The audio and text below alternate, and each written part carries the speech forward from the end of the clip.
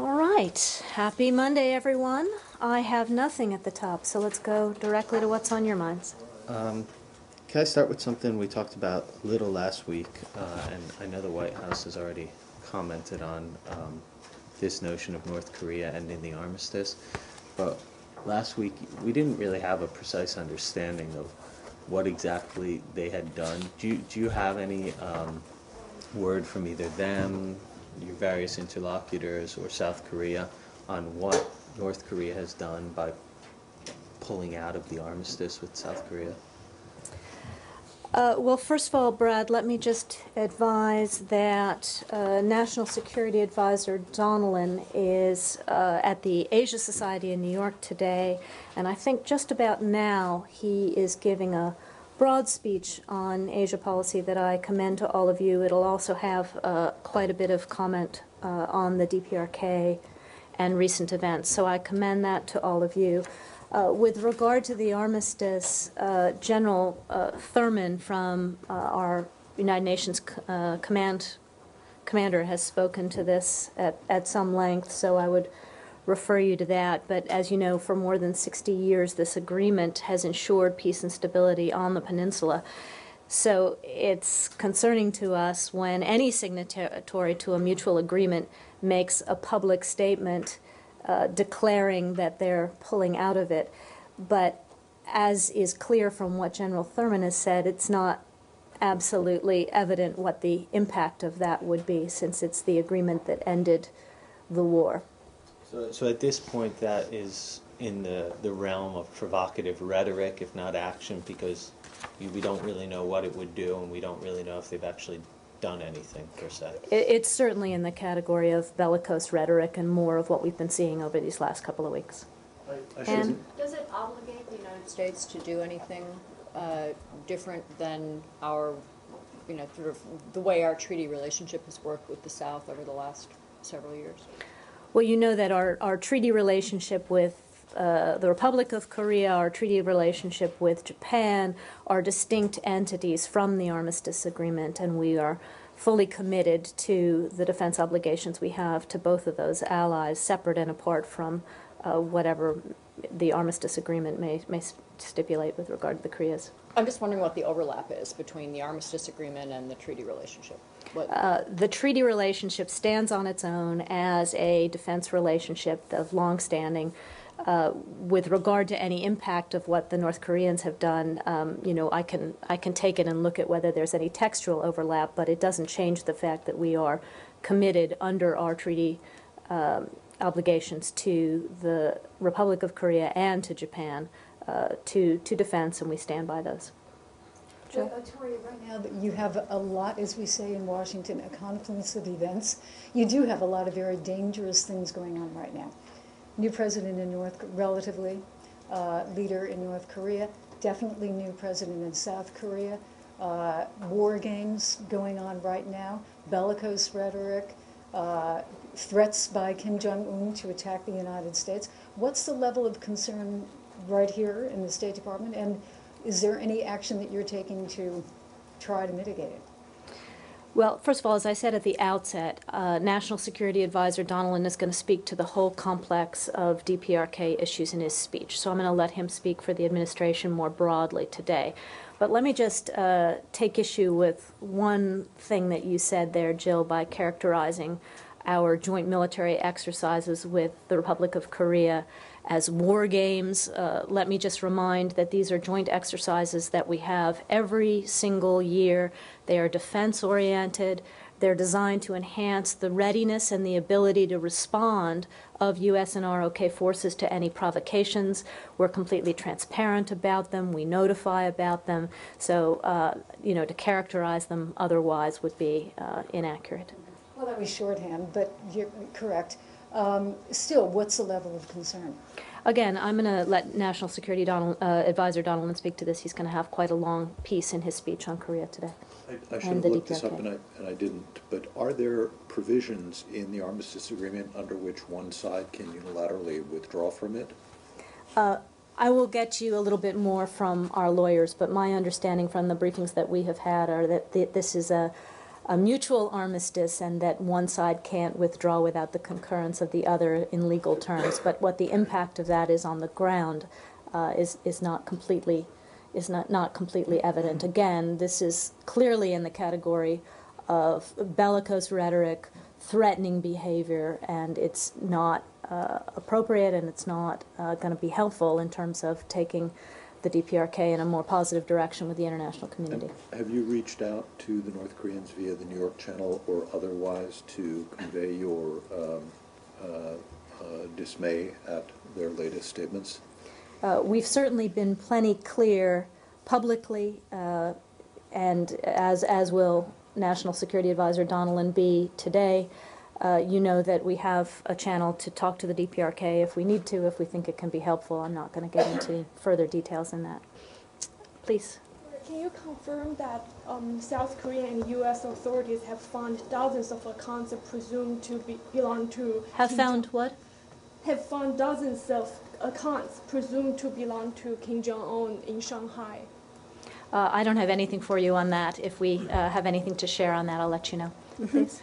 Ambassador Robert King is in Geneva for the United Nations Human Rights Council and to discuss a resolution against North Korea's human rights records. I understand the United States supports the mechanism of an inquiry commission, but given DPRK's repeated denial to outside independent investigation, how does the United States advance the new approach of a tougher censor against DPRK's human rights records?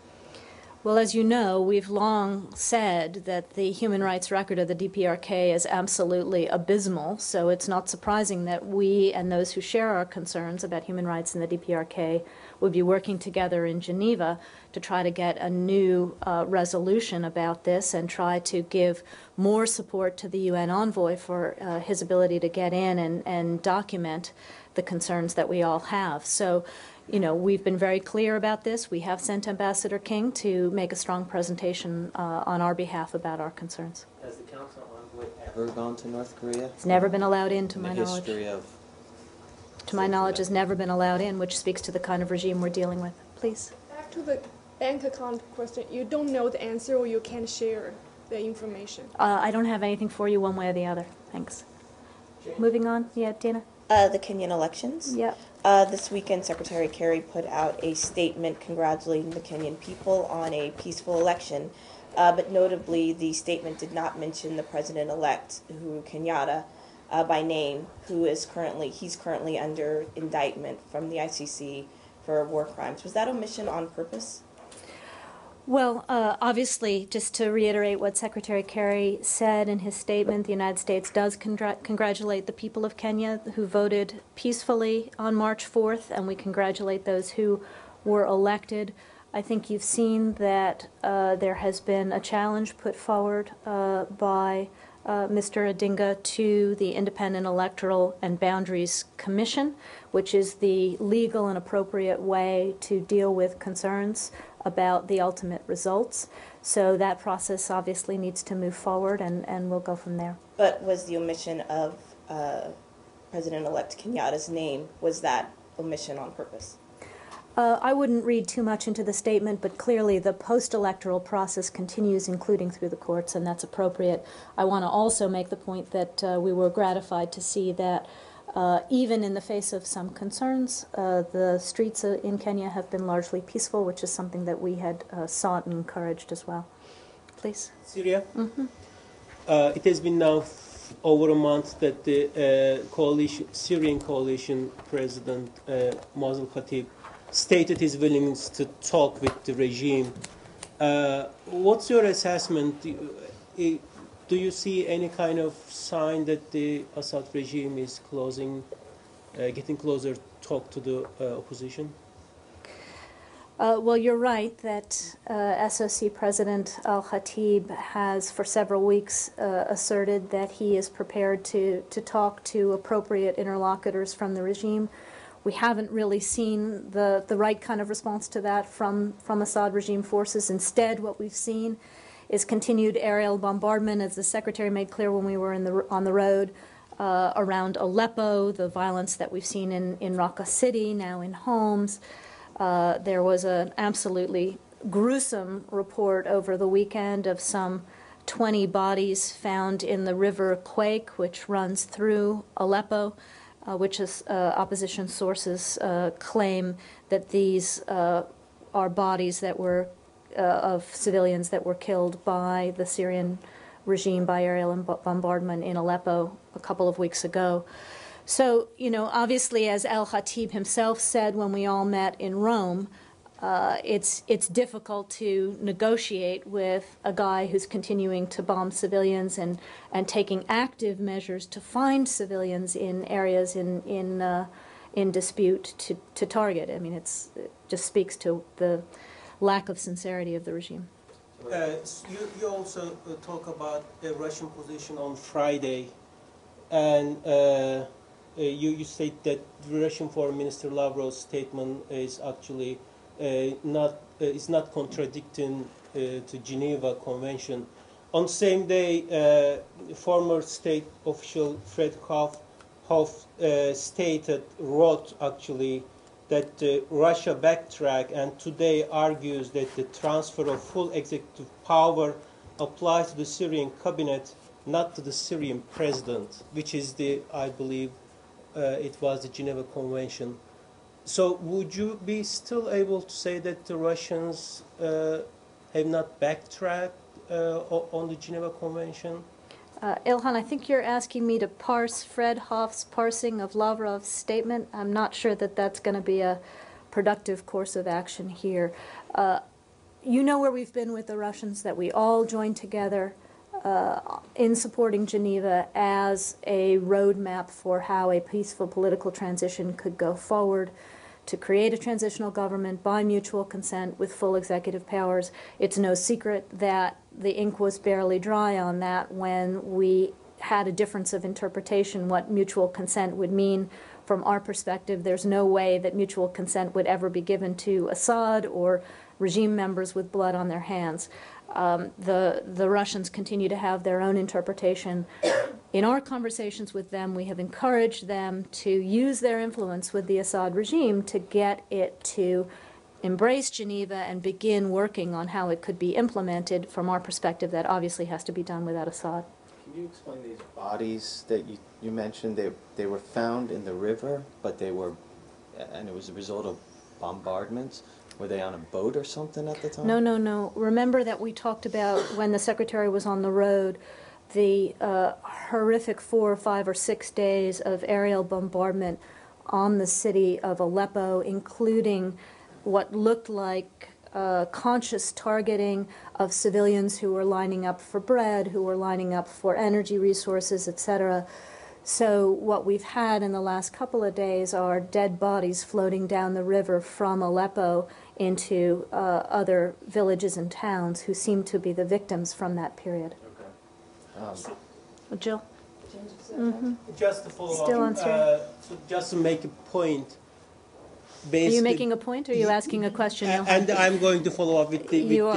At question. some point, after a paragraph Basically, there is no political transition track or political transition discussion is going on right now. Is this the basic premise of what's going on?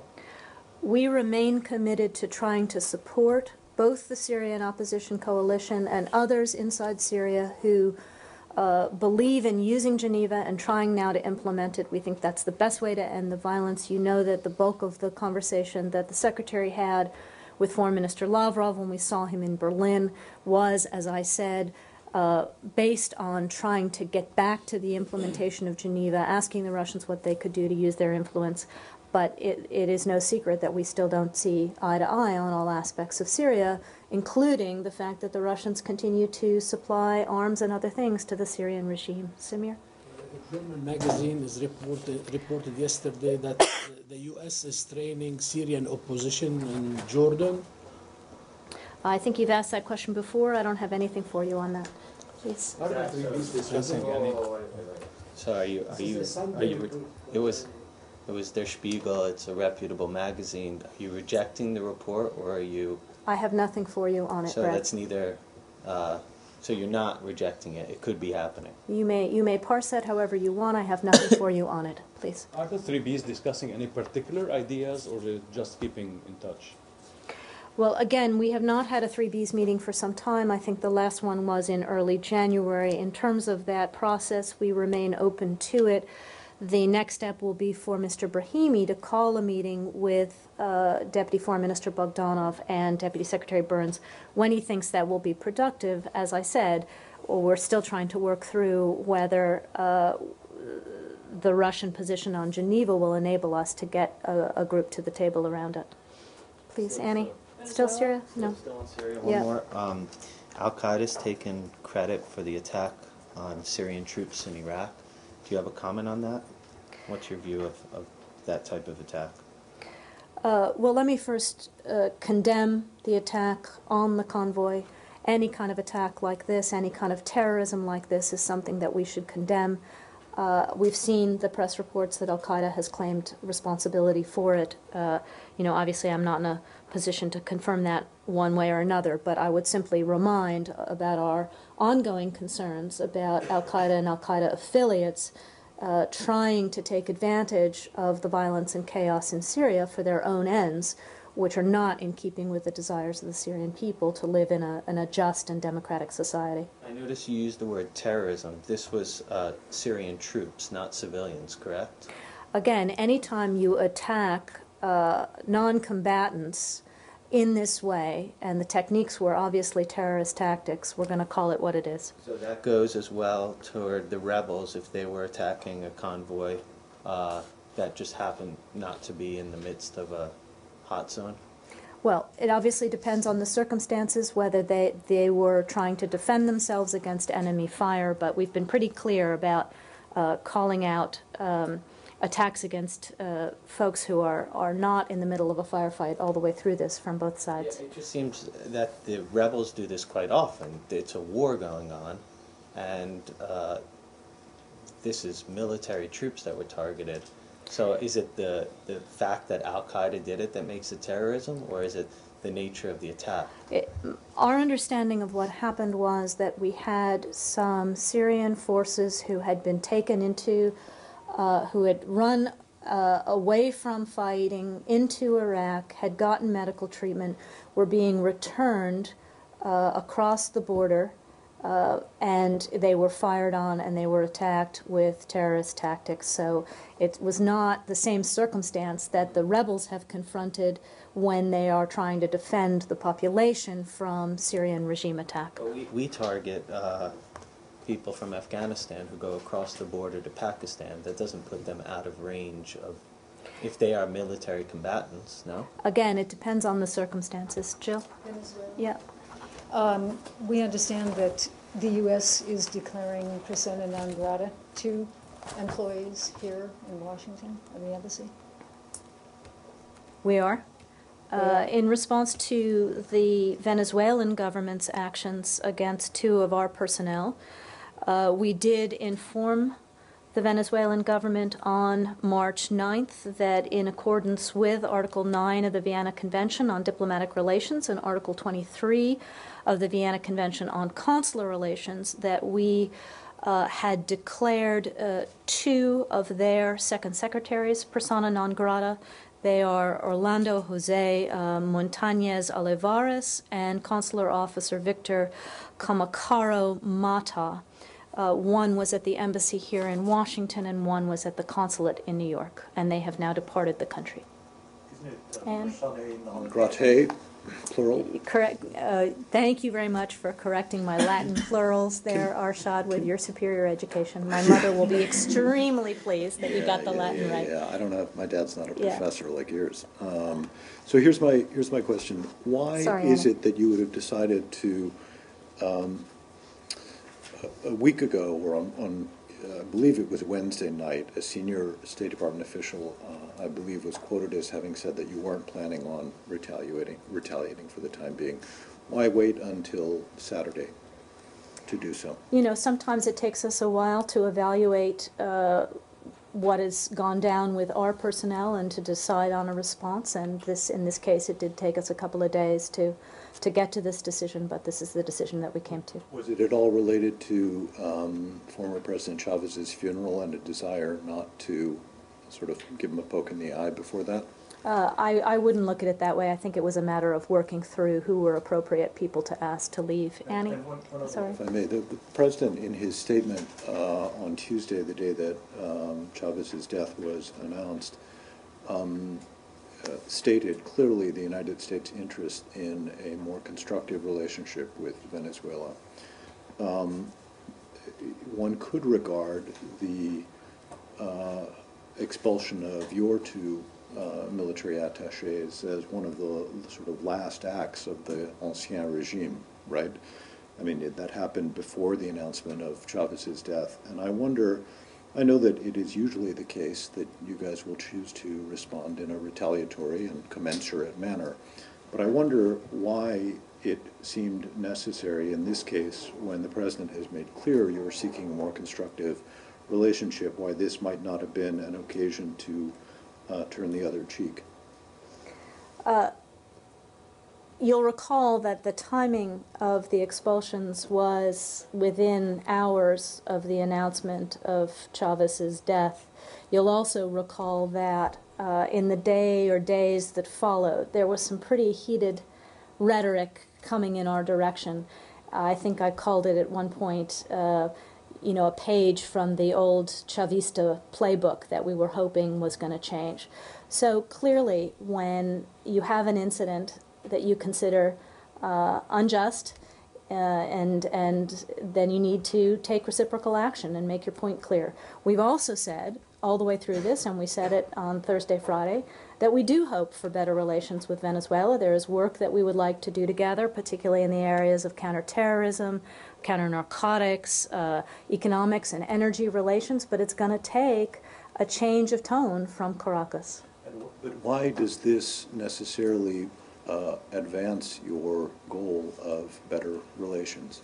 Arshad, around the world, when our people are thrown out unjustly, we're going to take reciprocal action, and we need to do that to protect our own people. Was this a straight swap? So the same level of officials who were expelled from Caracas? Well, I'll leave it to you to look. These were two second secretaries. Our guys were defense attaches. So I think they were actually the same. And in that case, one wonders why it took 4 days to figure out who to expel.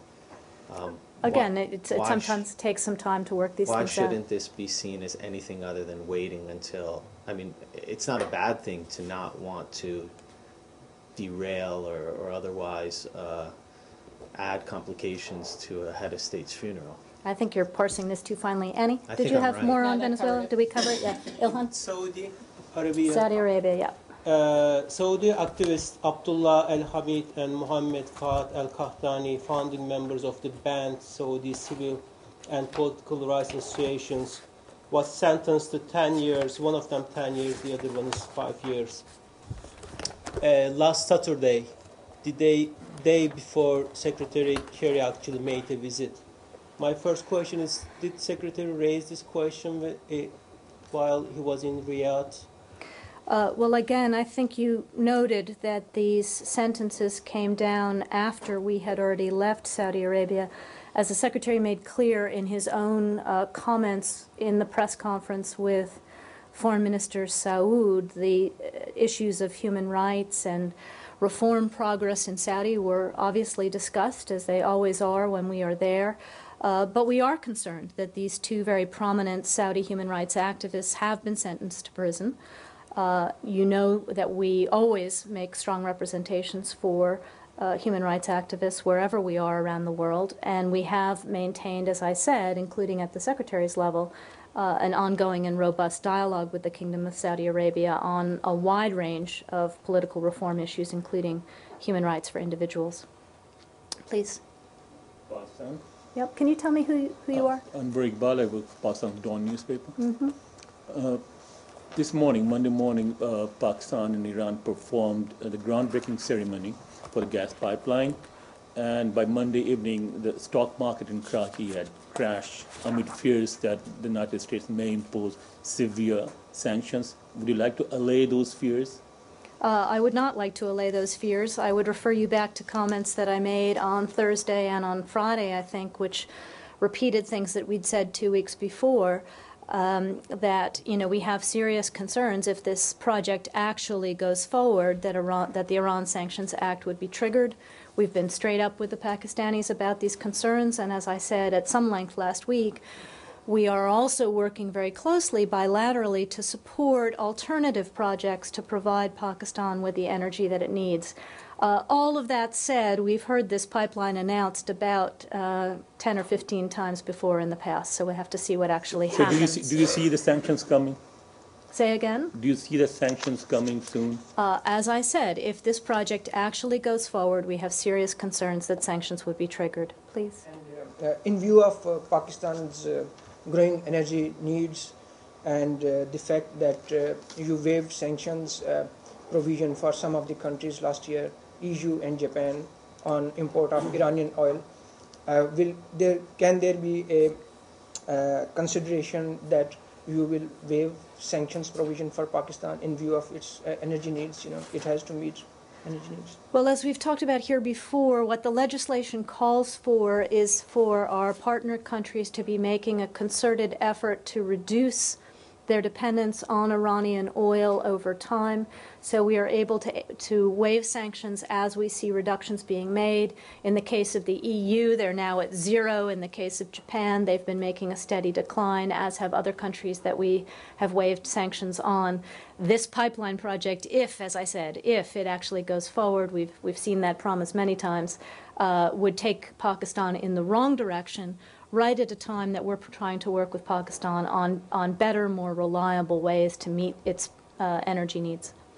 You know, the alternative, which is from Turkmenistan, it requires long-term stability and peace in Afghanistan.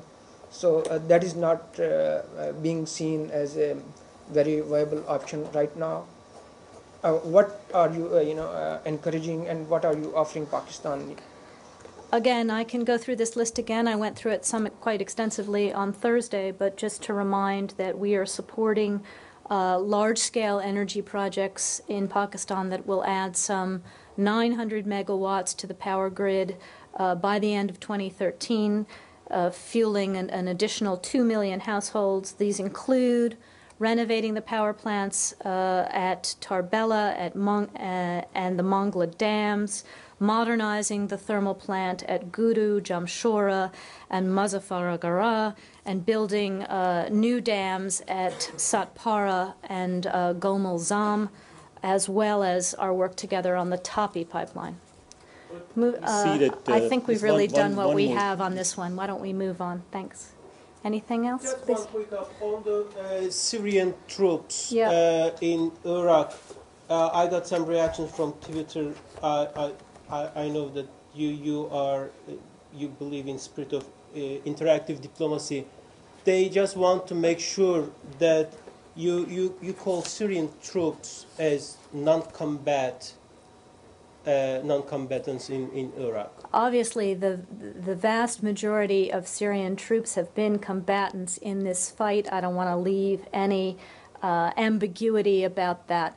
In this particular case, our understanding was that wounded troops were being returned across the border, and that convoy was fired on by these al-Qaeda affiliates.